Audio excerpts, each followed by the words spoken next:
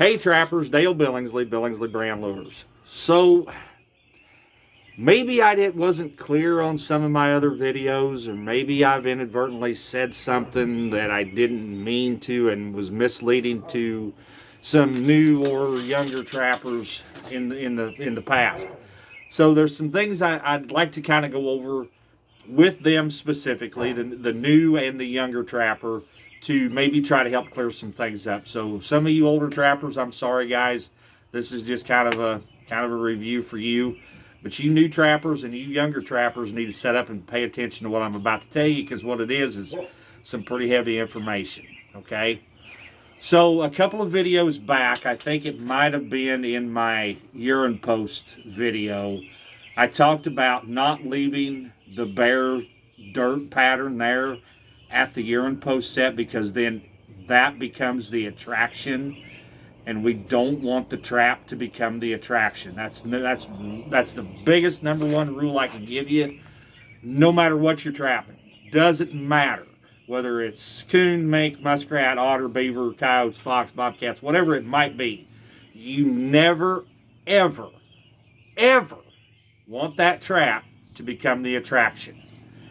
The idea is to get the animal to pass over the trap to get to the attraction, which the attraction should be the bait, lure, fresh dug dirt, that kind of stuff.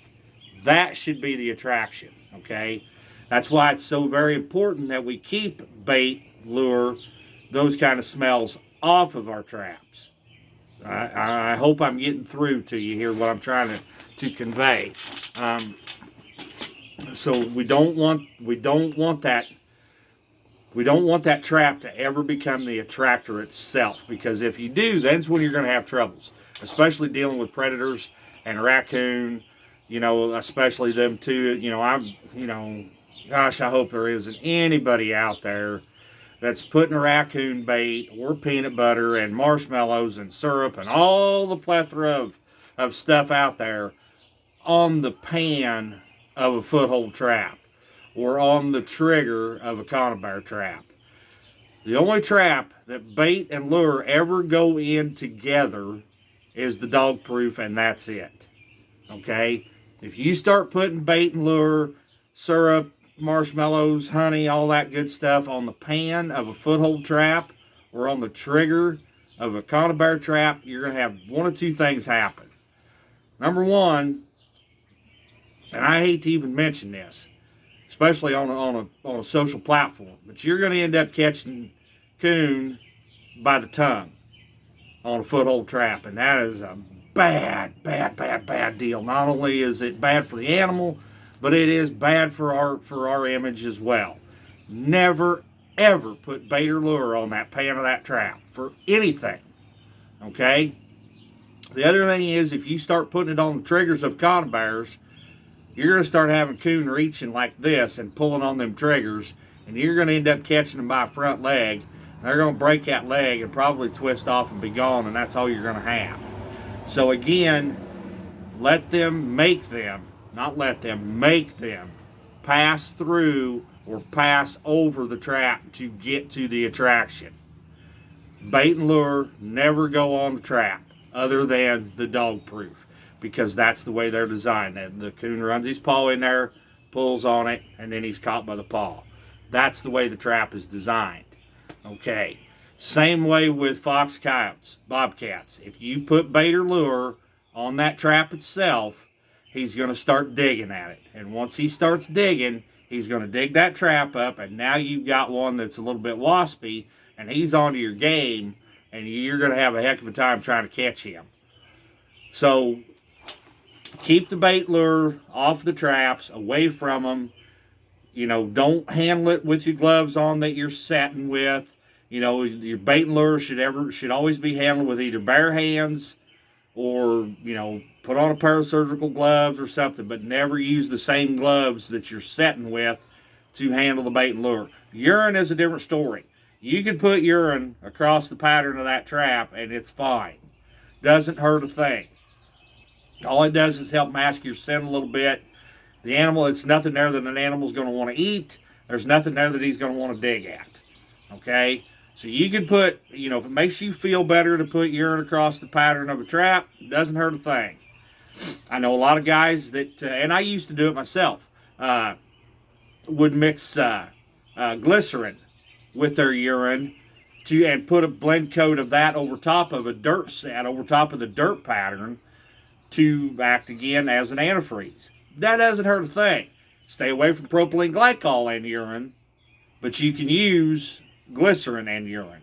Propylene glycol in urine will sometimes cause things to have a fishy odor. So I'm giving you a little lure making bit here too, a little lure tip.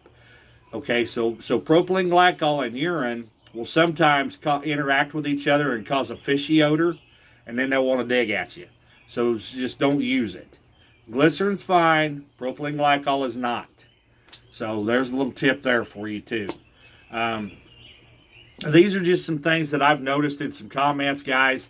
I'm not saying anybody's doing this, but if you are somebody that is doing this, please stop. Okay? If there's any questions you ever have, I've give out my phone number several times on this channel. You can reach me through Facebook.